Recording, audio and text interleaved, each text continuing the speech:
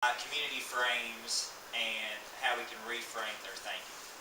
Questions we want to explore here are how does the community develop a coherent view of the issues?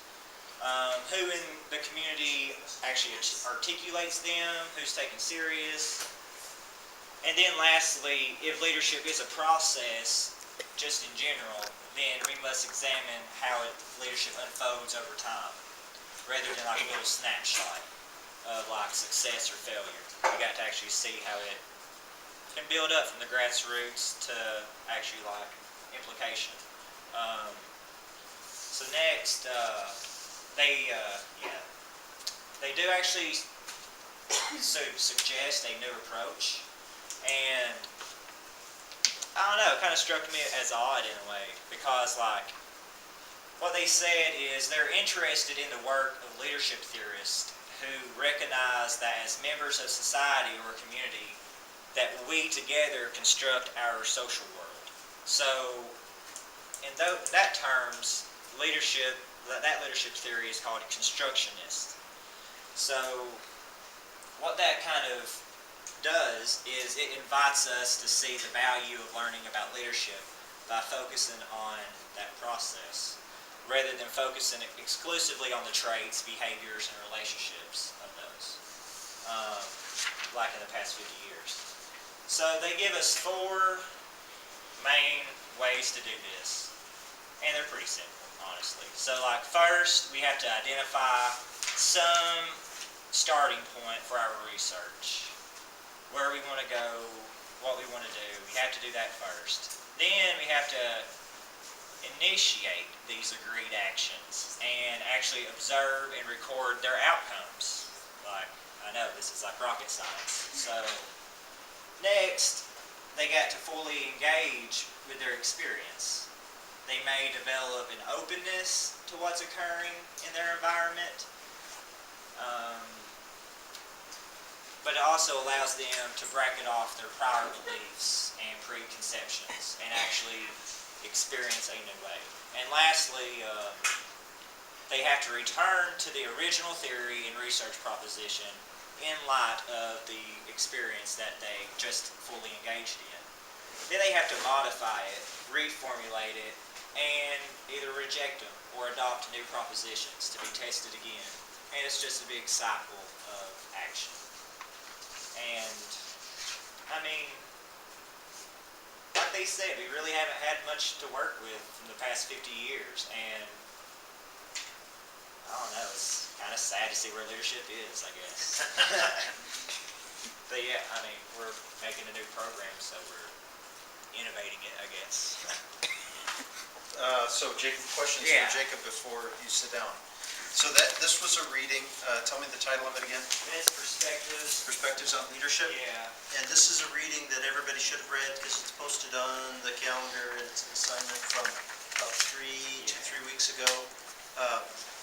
What questions or insights did you have from that reading?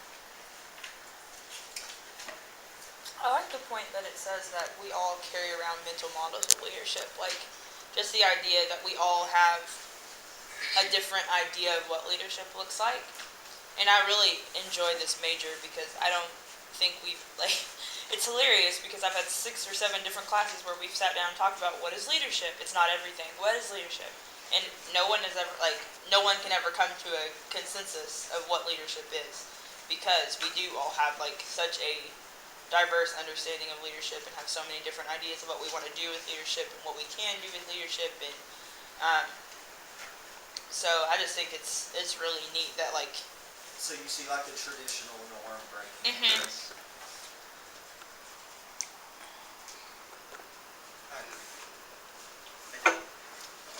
I do here, but not at large. Other than influence, that's the biggest consensus. Just influence, that's all. Yeah, it's all for. Okay. So man, let's talk about that. So Carrie, Carrie, define leadership. On leadership, Yeah.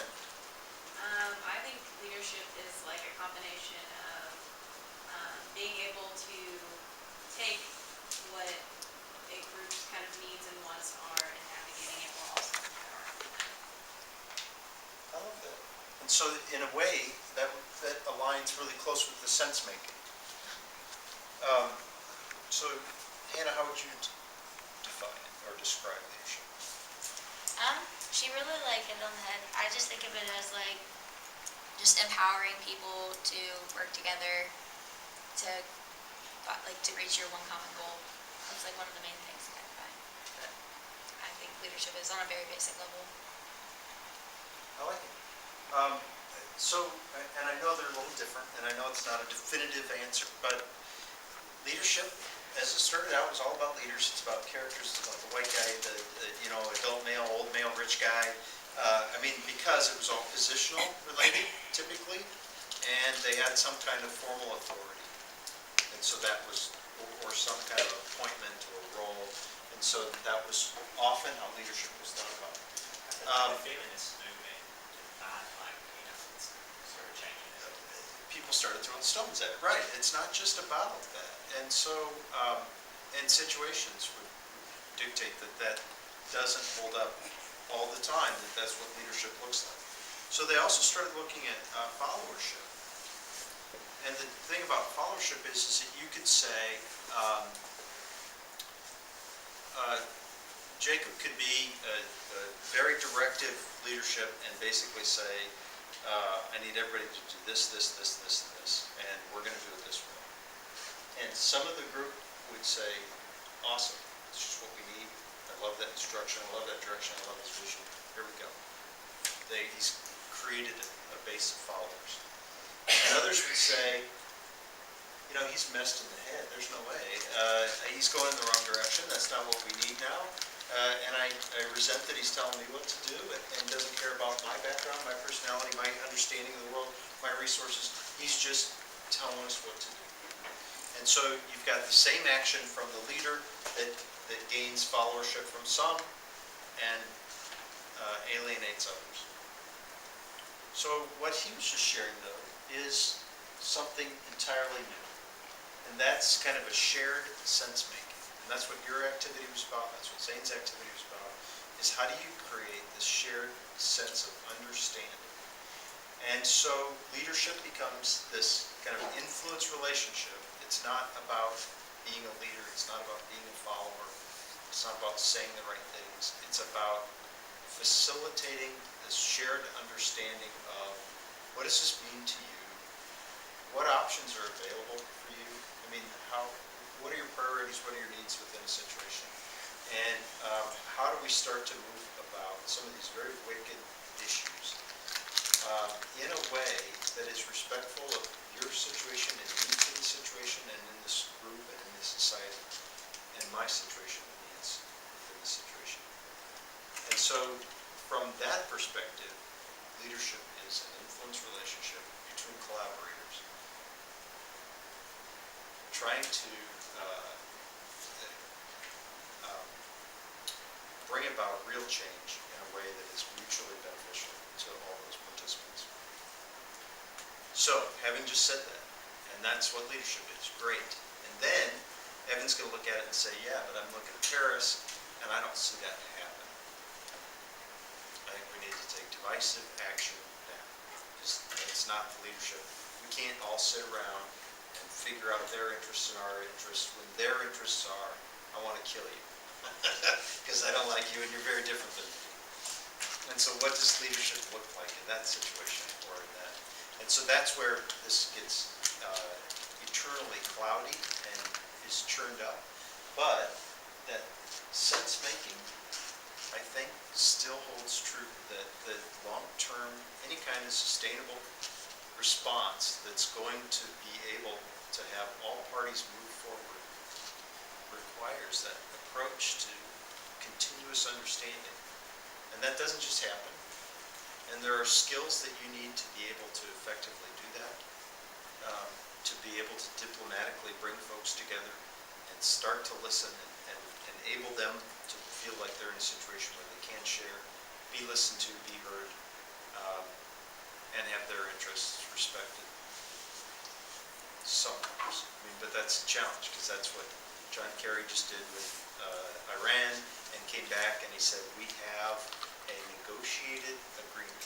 What that means is that we did that. We followed a process where everybody came together, they shared what their needs were, what their interests were, and we came to what was the best available negotiated alternative. It's not quite right. It's best available negotiated terms of agreement. BANTA, which is actually a conflict resolution mediation goal, is to, and there are processes to do that.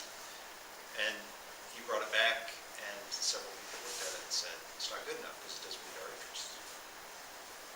So, I mean, it's not a perfect world, but I think it does define and describe what leadership needs to look like. So, As a community leadership person, have you ever looked at like movements and how like single people versus groups of people influence? Like, the first thing I thought of was civil rights. Like, have you ever looked at, okay, there's Martin Luther King, there's Rosa Parks, there's Ruby Bridges, there's all of these like singular people who you hear about, but like what was the influence of them versus like pockets, and what the difference in influence, what, like, have you ever looked at that? yeah, actually, there's a lot of studies out there that are, to me, uber cool, but they're like really boring. It's a lot. But yeah, I mean, so why was Rosa Parks kind of the symbol of a movement of change or resistance, when really, who knew that somebody refused to move on a seat on a bus? If I went and didn't move on a seat on a bus in Lexington today, nobody would even hear about it. How did that person and those actions systemically incite and inspire people to work toward change? I mean, it was more than just an individual resistance. It was all of a sudden held up and became a story that was told and retold and was shared, and that became kind of a symbol. So like an individual act of courage, we could say, kind of sparked an entire group to lead that movement. Is that what you're saying? And what's incredibly difficult and challenging about that is that just today they were talking about Beirut had terrorist attacks the night before Paris, or the same night as Paris maybe. Mm-hmm. But nobody talked about that because Paris overcrowded it, because Paris is symbolic. More people could relate to Paris because they assume that Beirut is a kind of a war-torn, troubled, problematic area anyway, and Paris was kind of this ideal of being this wonderful, lovely place that people have gone to, they've experienced it, they maybe know people in Paris, and so they related to it. And the people from Beirut were saying, we just got attacked and had our people killed also. Why is there not any kind of global social media effort on our behalf? And so what I'm saying in terms of Rosa Parks is that what was it about that situation and that person that was able to be shared and it resonated with people to become what it was? Well, and like also on the I mean, she wasn't a particularly like different individual. Like there was tons of people that had been in a similar situation before, but it was like the right person at the right time. When you think about like symbolic things, it was just like the right person at the right time for this thing to, really take off as a symbol. Right? Yeah. So if you've read Malcolm Gladwell, The Tipping Point, it's a great read, and it's not a tough read. I mean, it's one that you can pick up over Thanksgiving. It's like, hey, pretty cool. Now, one of the things he talks about is Paul Revere. Well, Paul Revere wasn't the only person that wrote to warn people about the British. Actually, there was a network of folks that were supposed to go out and alert folks that the British were coming. But nobody tells the story of these other people that did it. And so, and in fact, Gladwell goes through kind of a storytelling of saying, okay, so somebody rides through your town on a horse at night, screaming, the British are coming. People said, shut up, get out of my yard. Who are you? I mean, it's some crazy person, right? Well, so Paul Revere had a network of influence he was known. And so when he ran through, this is the British coming, people recognized his voice and said, that's Paul.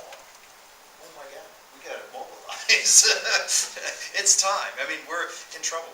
And so that's why leadership goes back to this kind of idea of being an influence relationship or a network. He talks about different types of individuals and how they have greater influence networks and how that helps to serve kind of their efforts. And that's why when we're talking about social change leadership, we're talking about how do you develop those networks? How do you get people to start talking and in a respectful way? And even as a facilitator, I think that you can walk away from a situation. I've done this with facilitating community groups and had people say, we should have had that conversation years ago. This was the best thing that happened to the community. Was it me that did it? No, but I structured and facilitated a conversation that allowed it to happen, whereas it hadn't happened before. And so I'm not taking credit for it, but I think that there's a great level of influence and power in the role of facilitating community leadership development. Sorry. I know No, that was, like that's, long-winded, that was my answer. but I think it does. I mean, it does tie together. So Jacob, let's see. Sense making. Yeah, I thought that was awesome. Good job. Other questions about this article? Please read that article. You know, in case it might show up on a test or something. It's one of the required readings. Yeah. So. Okay, I'm going to just tie up some loose ends here. I think we don't have a lot of time to go into. I was going to do a little bit of facilitation basic work, and I might still do some, but I'm also going to share with you guys some resources. I still don't have the outlines for two of our working teams. Here you go. And I need that, because for this to move forward, Our I grade need number to is know what unknown. you're doing. So, who all is on your team? I can write it. Yeah, could you, okay, so I have, is it Hannah, Zane, Megan? Who else is on your team? Shane. Shane. Yeah, it's me, Evan. Shana, not Hannah. Okay, Shana. Which team are you on? I'm with Jacob, Carrie, and Jason. And you guys haven't gotten me your No. stuff yet, your outline yet, right? Right? Right? Come on, man. You're the responsible one. No, I do need that because next week is Thanksgiving. We're going to do project teamwork on Tuesday next week. So Thursday, if I don't have it by Thursday, you're floating without a guy. I'm sorry. Yeah, you guys, it Don't is. you know it's your fault? Of the 4 people that are in this group, I was the only one not here It's last your week. fault. And he's looking directly at me. Yeah, sorry. Yeah, so I I'm can not. have it into you soon. They appointed you team leader while you weren't here. That's right. Exactly. So in earlier versions, this is for you, Dakota. You had asked, what are the change processes? What are some of those change processes? Well, what I loved about this book when it first came out, and then somebody took it, and I didn't get it back. I know. And so then I bought another version, but this version is like the next edited version, and they changed something. What they had done in the first version is they had in the back this, I don't think they have it even in here. Basically, it was a comparative matrix that folded out about this long and said, these are all the different organizational change approaches. This is when they work well, this is when they don't work well, this is when, and I think all that information is still in here, except it's just one by one based on, you have to read through and read each one of them. So, benefits of the statement, when to use it, when not to use it. But, things like appreciative inquiry, rapid results, whole systems approach to change, participative design workshops, community weaving, structuring methods, SOAR is in here, large group scenario planning, community summits, search conference, dynamic planning and the power of charrettes, study circles, real-time strategic change, power of imagination studio, the organizing workshop, evolutions of systems theory, open systems theory, leadership dojo, human system dynamics, dynamic facilitation, the World Cafe. These are all kind of trademarked processes to work with groups through a designed approach, a planned approach to effect change. And there are a zillion of them. And they're good because they help you to start to, oh, there it is. Boy, it's not what it used to be though. It looks more like a periodic chart. But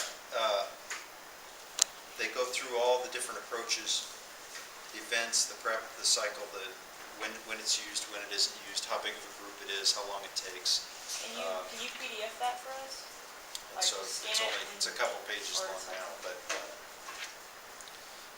I can reference it to you and Okay. you can look at it. The other thing that what we're doing is we're practicing facilitation. And to me, the process of facilitation is the process, I think, of facilitating opportunities for people to learn leadership skills and leadership development. And so there are some good resources. This one is awesome. Facilitation Strategies by Benz, Facilitator's Field Book, the Facilitator's Guide to Participatory Decision Making, Facilitating with Ease. These are all resources that if you come and see me, I will let you look at them, but I don't want them to disappear. So if I can come up on fifth floor and want to sit down in the lab or something and look them over. Are you gonna bring them with you on our group work day? No. In fact, our group work day isn't meeting in this class. We just are off doing your own thing. But if you want to come to my office on your group work day, you can take them and look at it. Just trying to be ready. Yeah. So, and then there are others actually, but this and the Creel book are all good. We had a couple questions when we were going over this that might pertain to everybody, so I'm gonna ask them out loud. Could you? First of all, as we were going through, we were like talking about throwing out some of the speakers and stuff. Are those sponsors? 'Cause They may be. That's they're what we not. need to know. They're not. That's not up to you to throw out. What I would do is offer additions, and then they can sort through and decide who they want to add or not. Okay, well, But you mean you were going to for instance, develop a proposed schedule? yeah. For Okay. instance, we were looking at one and like the fire chief is speaking on like economic development day or something, and we were like, Why the fire chief? why the fire chief? That's a good question. And He's probably a likable guy. He's entertaining. right, but I don't know. understand why fire has to do with economic development. But so that was kind of a question when we were, because we thought of a lot to add, but when you think of that much to add, there's some of it's going to have to go. So we were just thinking like, why do we don't want to put all of our effort into a day that clearly has a zillion speakers. And I don't know what the rationale was for choosing the fire chief, or what the fire chief's presentation had to do with economic development. Maybe he's also an entrepreneur. I don't know. But, or on some city business economic development council charter, who knows? But what you could do is say, here are some alternate suggestions for that day and why we're suggesting it. And that we would encourage you to consider that whoever is developed relates to the theme of the day or, Okay. enhances your objectives. So is our goal to develop the entire day for them, or to develop activities that they can use on those days? So what we said, what we promised was that we would look at the goals of their program after doing the survey and identify activities, resources, and evaluation that they might use. So all that is, it could be 3 activities that they might consider to tie in that relate to economic development or to leadership development or group development, or it might just be leadership development. If your group, in conversing about their schedule, says, this day really offers an opportunity for some other things, then I think they'd be open to your suggestions. Yeah. But we don't have to redo their whole program for them. We're just offering alternatives, ideas, and suggestions. The other question we had is, looks like they show like videos every workshop when there's discussion. Do you know anything about those? I mean, can they or do they? No, They do.